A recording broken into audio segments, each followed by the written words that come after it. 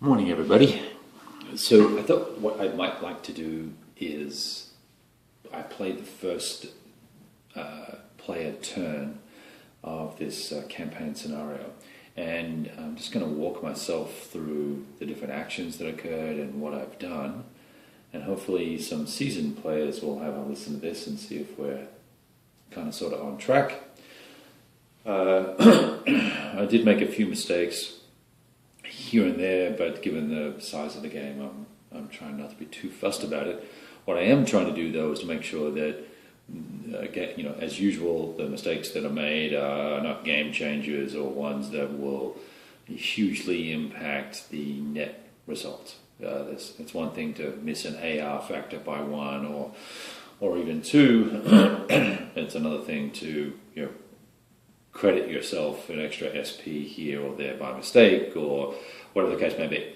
So as we run through the map from north to south, behind us on the camera is, I think it's SS Totenkopf, that's what it's called. It's abbreviated to SST. We're moving those out of the northern area. I'll show you real quick. This section of the map here, it's very lots of glare there, but we're moving them out. I'm putting them on the rail and hoping for an opportunity per our plan to move them down into this area here. So the very first action we executed, well, it wasn't the first, but in this northern area, was an attack on a weak 1-rated armor unit. I can hear the cat wants to come in. Armor-rated unit, and we managed to pop that guy, which allowed us to press through here. There was also a HQ here, which we then sidled up next to in our movement phase, used the Stukas, overran it, and cleared that hex out. So we took a substantial number of units this way. 19th, 7th is here, 6th is here, and I think I pushed 14th through there as well, and actually 1st as well. So there's 4 or 5 divisions in that area. And that was really all we did here. The rest of this was all shuffling.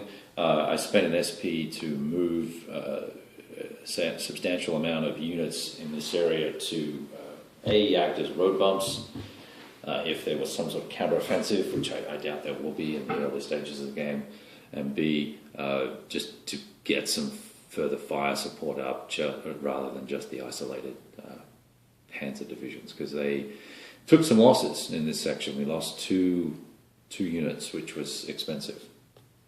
So that's that section there.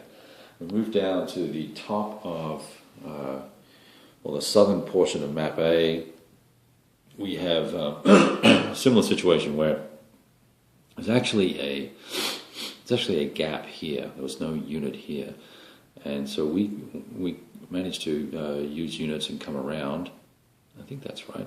I think that's what we did here. Anyway, we conducted an attack here somewhere. It was obviously on this road right there. And we overran those forces without having to pay the penalty of the stream or the river because we came around. And that really chewed up the majority of the 2nd Panzer. And in fact, with that attack, it was expensive again. That also cost us 2 units. So in the north, we had heavy fighting, and while the gains were nice, the cost was high.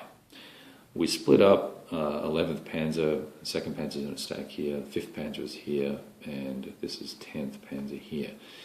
And the goal for both of these 2 breakthroughs is to isolate, right? So once we can put a neck hold grip on this rail, this will block the northern Bryansk pocket, and then they'll be forced to use tree bark to survive, I think, and obviously eat their supply. And then the 2nd pocket up here, the most northern effort here, is to try and capture Vyazma. Now, in order for Vyazma to be effective, we're going to have to complete the encirclement, which will be a challenge, and I don't know if I'm going to have the SP to do that, but we've certainly got the Bryansk pocket underway. There's a peculiar little rule for reserve movement in the first turn, and in the northern section of the northern maps, you don't get the quarter movement, the quarter bonus. So for these guys, if there's 16 movement points, they move 4 movement points in the move phase, and then when the exploitation phase comes, they move their full 16, so they get to move 20 in a turn. These forces didn't kick off until the 2nd of October, so that 4 points is deducted there. So I kept these 3 divisions in reserve so that I can punch them through with a full 20 movement points to replace these guys and or push further through to go do something wonderfully exciting. Okay. So that went okay. Now down here we had the little Arel puzzle that needs to be solved, where there were units here and there's one here. That's a little high there.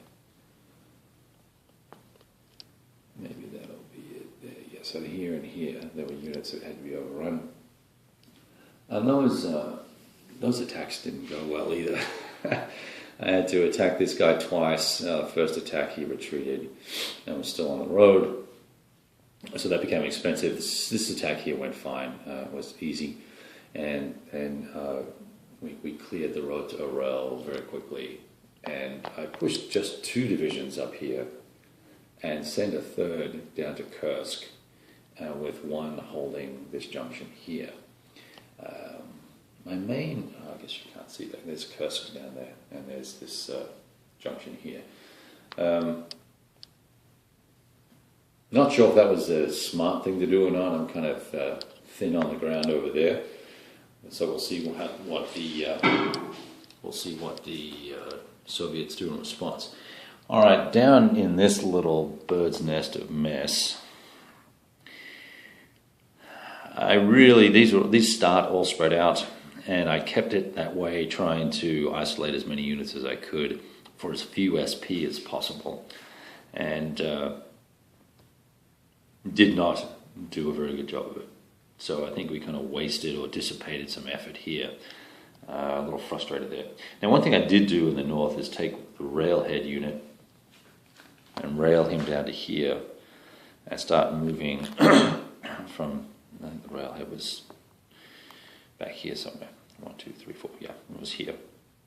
So we're going to get this rail completed to Poltava so that we can use this as a reinforcement deposit location. All right, 7 minutes into it, let's try and wrap this up.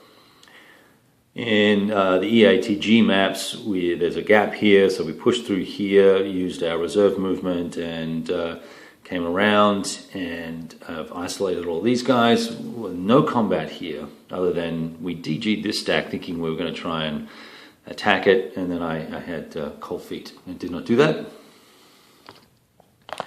Same here, we DG'd this unit, which allowed us to just meander by here this way, and that's how we got all these units in here.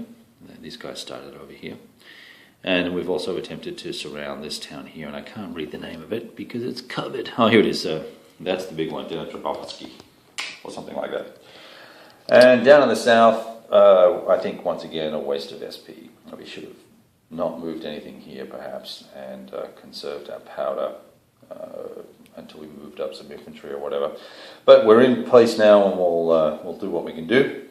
And Sevastopol, no attacks, just moved units into position. There's very limited supplies there, so we'll have to build up some stuff over time to try and crack into this. And so that's what we did for the first turn. It's now the Soviet experience. We'll let them have their shot at it, and we'll go from there. All right, we'll talk to you soon, and we'll hopefully get some feedback, and we'll see if we're on track to...